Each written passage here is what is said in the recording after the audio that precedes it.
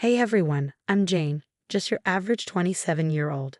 Life took a surprising turn for me a few years ago. This is my story, straightforward and real. It all began when I changed jobs and became an accountant at a new company. That's where I met Mark. He was the sales guy, confident, charming, with a smile that could sell anything. Our first encounter was in the break room over the office's finicky coffee machine. "Hey, you're the new accountant, right?" Mark said, leaning casually against the door frame with a smirk. "Guilty as charged. I'm Jane." "And you are?" I replied, trying to act cool but secretly curious. "I'm Mark, head of sales and the unofficial coffee machine expert," he said with a wink. We both laughed, and from that moment, we hit it off. Fast forward 2 years, and Mark planned the most romantic proposal. A weekend getaway to the beach, dinner at sunset, and then he got down on one knee. It was like a scene from a movie. I said yes without hesitation. Our wedding was simply beautiful and filled with love. Time flew by quickly after our wedding. We began our married life in my grandpa's old house, a charming place full of history that I've always adored. A few weeks into settling down, Mark brought up a big idea. "Babe, have you ever considered taking a break from work? Being a housewife for a while?" Mark suggested one evening, his eyes hopeful. I was surprised. A housewife? "But Mark, I've always been passionate about my career," I replied, trying to hide my confusion. "I understand, Jane, but work has been going well for me. We can afford it. Imagine no more stress, just focusing on us, maybe starting a family soon," he said, reaching for my hand. His words were convincing, and I couldn't help but be swayed by his enthusiasm. So, against my better judgment, I agreed. Why not shake things up a bit, right? The first few weeks were exciting. I finally had time for gardening, reading, and trying new recipes. Mark would come home to a clean house and dinner on the table. We spent our evenings making plans and laughing. It felt like an extended honeymoon phase. But as time passed, I began to feel restless. I missed the challenges of my job and the satisfaction of solving complex problems. I even missed the annoying buzz of my office phone. Still, I brushed those feelings aside, telling myself it was just an adjustment period. Then things started to change subtly. Mark's compliments about the house or dinner turned into expectations. If dinner was late or the house wasn't perfectly tidy, he'd make comments that hurt more than I wanted to admit. I felt less like a partner and more like a live-in maid. I called my best friend Laura to talk about it. "I feel like I'm losing a bit of myself, I confided in her. "You're a firecracker, Jane. Don't let this housewife gig douse your spark," Laura encouraged, her voice a mix of concern and support. Laura had a good point. I've always prided myself on being independent, making my own way. Now, I felt lost in a role I never imagined playing. After settling into this housewife routine, I thought I had everything figured out, but I was mistaken. One evening, Mark dropped a bombshell that turned everything upside down. He came home looking serious, which was unusual. "Jane, we need to talk," he began, not even taking off his coat. "What's up? You look like you've seen a ghost," I joked, trying to lighten the mood. "It's my folks. Their apartment is getting renovated, and they need a place to crash for a couple of weeks," Mark said, avoiding eye contact. "A couple of weeks here, but—" "Yeah, it's just for a short while. It won't be that bad," he assured me. I sighed reluctantly. "Okay, but they need to respect our space, Mark." "Of course they will. Thanks, babe. You're the best." Fast forward a few days and Mark's parents, Bob and Linda, arrived. It was chaos. Bags, boxes, even furniture. They brought everything but the kitchen sink. "Jane dear, make room. We've got a lot of stuff," Linda said, barging in with a box that seemed to contain her entire life. Bob followed, struggling with a huge armchair. "Hope you don't mind us bringing some comforts from home," he grunted as he squeezed it through the door. Our cozy home turned into a storage unit overnight. Everywhere I looked, there were their belongings. It was overwhelming to say the least, but that was just the beginning. Bob and Linda wasted no time settling in. Bob took over the TV, flipping channels like he owned the place. Linda started rearranging my kitchen. "Linda, what are you doing?" I asked, trying to stay calm. "Oh, just organizing things a bit better, dear. You know how it is," she replied without even looking at me. I bit my tongue, reminding myself it was temporary, but inside, I was furious. This was my home, and they were treating it like their vacation house. Then came the dinner disaster. I made a healthy salad and grilled chicken, my usual fare, but Linda looked at her plate like I'd served her grass. "What's this rabbit food?" she scoffed, pushing the plate away. "Mom, come on." Jane worked hard on this. Mark tried to intervene. "It's fine, Mark. I can make something else," I said, though it was far from fine. No, let's order pizza. I need some real food." Bob chimed in, already reaching for his phone. That night, as I lay in bed, I couldn't shake the feeling of being an outsider in my own home. Mark snored beside me, unaware of the turmoil inside me. I was doing all the hosting, cooking, and cleaning, only to be treated like an unpaid maid in my own house. My in-laws, Bob and Linda, had turned my house into their personal playground. Linda started taking over the kitchen like she was running a military operation. One morning, as I made my usual avocado toast, she marched in and made a face. "What are you eating, bird food?" she snorted, rummaging through the fridge. "It's avocado toast, Linda." "It's healthy," I replied, trying to stay calm. "Healthy shumioff. You need some real food, girl." "Here, let me make you some eggs and bacon," she said, pushing me aside. I stood there fuming as she took over my breakfast. It was clear she didn't respect my choices or my space. Then there was Bob. He had turned our living room into his personal lounge. One evening, I wanted to watch my favorite show, but Bob was sprawled on the couch, watching some loud action movie. "Bob, do you mind if I watch my show? It's the season finale tonight," I asked, holding the remote. "No can do, Jane. I'm watching this." "Find something else to do," he replied without even looking my way. I couldn't believe it. Feeling like a stranger in my own living room, I stormed off. But the real kicker came a few days later. I found Linda rearranging my closet. "Linda, that's my personal stuff," I yelled, losing my temper. "Oh, relax, Jane. I'm just making some space for our things." "You've got too much junk here anyway," she said, tossing my clothes aside. That's when Mark walked in. "What's all the yelling about?" he asked. "Your mother is going through my things, that's what's wrong," I snapped. "Mom, maybe you should ask Jane before moving her stuff," Mark said, but his tone was half-hearted. Fine. I was just trying to help," Linda huffed, leaving the room. Mark turned to me. "Jane, can't you just let it go? They're just trying to fit in." "They're taking over, Mark. This is our home, not theirs," I said, my voice rising. Mark sighed. "Just bear with it a bit longer, okay?" I felt so alone in that moment. My home didn't feel like mine anymore, and it seemed like Mark was more on their side than mine. The situation in my house was already pretty tense, but what happened next really pushed me over the edge. One day, I noticed my bank card was missing. Panic mode kicked in. I tore the house apart looking for it, only to find it in the most unexpected place. Linda's purse. I confronted her immediately. "Linda, why do you have my bank card?" She just shrugged. "Oh, I needed to pick up a few things and didn't have cash on me. I didn't think it would be a big deal." "A big deal? You took my card without asking. That's stealing." I was fuming. Before I could say another word, Mark walked in. "What's all this shouting about?" he asked, looking at me then to his mother. "Your mom took my bank card and used it without my permission," I explained, holding up the card. He turned to Linda. "Mom, you should have asked first." Linda rolled her eyes.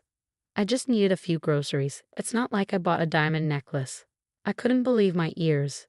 "It's my money, Linda. You can't just take my things." That's when Mark dropped a bombshell. "Jane, let's not blow this out of proportion. You live off my money anyway. So what's the big deal if my mom uses it?" I was speechless. His words hit me like a slap in the face. "Your money. I can't believe you're saying this. It's our money, Mark, and our marriage." He just shrugged. "Whatever. It's not a big deal. She'll pay you back." I felt like I was in some bad dream. My husband was taking his mother's side over something so serious. A couple of weeks passed, and the tension in the house became unbearable. I decided it was time to ask the big question. "So when are you two planning to move back to your apartment?" I asked Bob and Linda one evening at dinner. They just laughed. "Move back? Why would we do that?" Linda said, exchanging a look with Mark. "Yeah, we've decided to stay here. It's much nicer, and Mark doesn't want to waste money on rent for us," Bob added. I turned to Mark, looking for some sort of explanation. He avoided my eyes. "Yeah, Jane, it doesn't make sense to rent a place for them when we have space here," he said. I sat there stunned. My home, my sanctuary, was being overtaken. My husband, whom I thought was my partner, was now telling me his parents were here to stay. Just when I thought things couldn't get worse, they did. One day, I decided to go for a jog to clear my head, but luck wasn't on my side. I tripped and fell, and the pain was instant. I knew I had broken my leg. Hobbling back home was a nightmare. When I got back, I found Mark and his parents in the living room. "Mark, I think I broke my leg. I need to go to the hospital," I said, trying to keep the pain out of my voice. Mark looked up, annoyed. "What now, Jane? Can't you see we're busy here?" Linda chimed in. "Oh, stop being dramatic. It's probably just a sprain." "No, it really hurts. I need help," I insisted, feeling the room spin from the pain. Bob scoffed. "At your age, you shouldn't be running around like a teenager. Serves you right." I couldn't believe what I was hearing. "I'm in pain here. Can't any of you see that?" Mark finally got up, his expression more of inconvenience than concern. "Fine, I'll take you, but this better not be some ploy to get out of housework." At the hospital, it was confirmed, a broken leg. The next few weeks were hell. I was stuck at home on crutches, unable to do much. You'd think my husband and his parents would help, right? Wrong. They acted as if nothing had changed. I was still expected to cook and clean. One day, I was trying to make lunch, balancing on my crutches. Linda walked in and saw me struggling. "Can't you do that any faster?" "We're hungry," she said, not offering to help. "I'm doing the best I can on one leg," I snapped, my frustration boiling over. "Well, it's not good enough. You're being incredibly lazy," Linda retorted. That's when Mark walked in. "What's going on here?" he asked, looking at me then to his mother. "Your wife is taking forever to make lunch. It's like she's using her injury as an excuse," Linda complained. Mark sighed. "Jane, can't you just try a bit harder? We're all hungry here." I was in disbelief. "Try harder. I'm on crutches, Mark.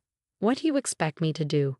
He just shrugged and left the kitchen with his mom, leaving me there, seething and in pain. You won't believe what happened next in my in-law nightmare. Just when I thought it couldn't get any worse, it did.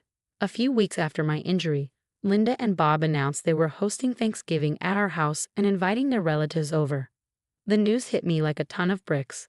Thanksgiving, at our house. I asked incredulously, "How am I supposed to manage that with my leg like this?"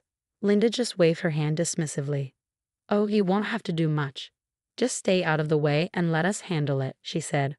I was fuming. "This is my house, Linda. You can't just invite people over without asking me." That's when Mark stepped in. "Jane, it's just a family gathering. Let's not make a big deal out of it." "A big deal, Mark? I can barely walk, and now your parents are taking over our house for a party," I said, my voice rising. Bob chimed in. "We thought it would be nice to have a family gathering here. After all, we're all living under the same roof now." And then Linda dropped another bombshell.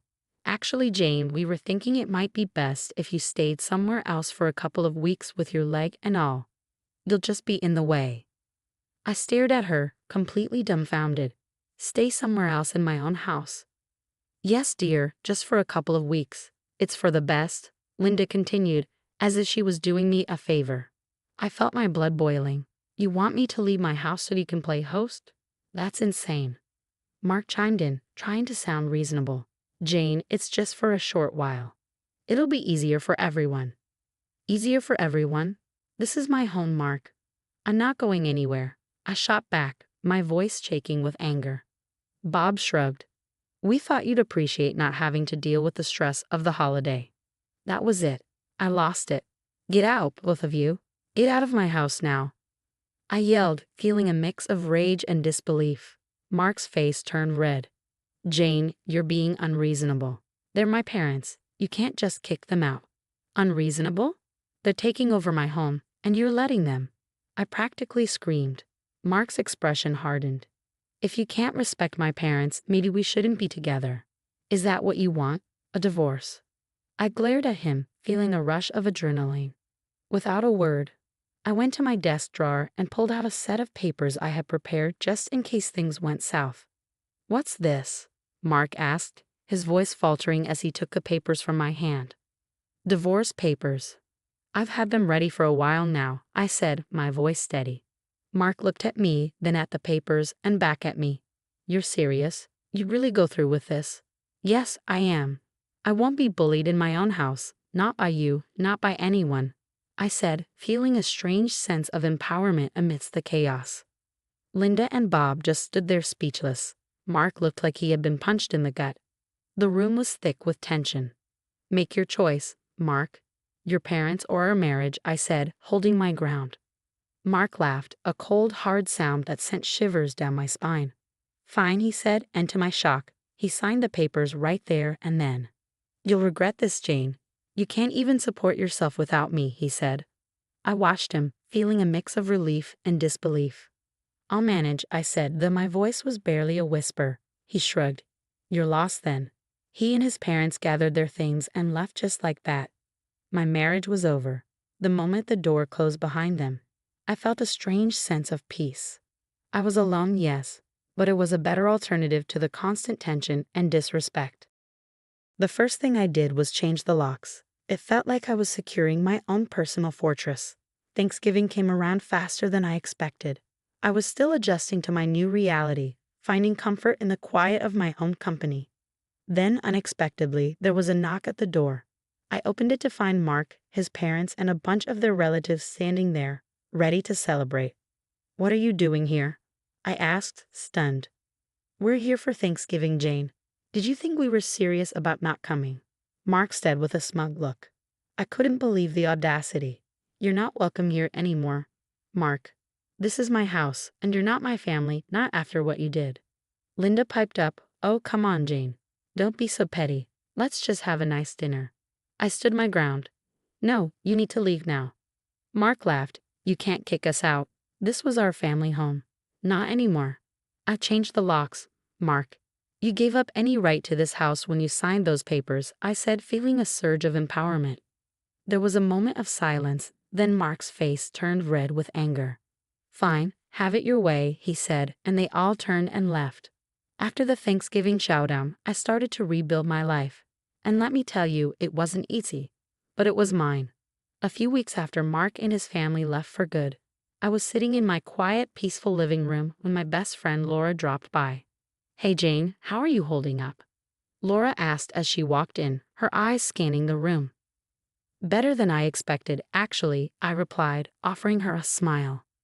Laura sat down, looking at me closely. "You seem different, stronger somehow." I chuckled. "Yeah, I guess getting rid of dead weight does that to you." We both laughed, and in that moment, I felt lighter than I had in months. "But seriously, what's next for you, Jane?" Laura asked, her tone shifting to something more serious. I took a deep breath. "I'm going back to work. I've already started looking for accounting jobs. I'm not going to lie, it's a bit scary, but it's time to get back on my feet." Laura nodded. "That's the spirit. You were always the smartest one at the office. They'll be lucky to have you back." Her words meant a lot and gave me the boost I needed. I was ready to face the world again on my own terms. The next few weeks were a whirlwind of job interviews and getting my life back on track.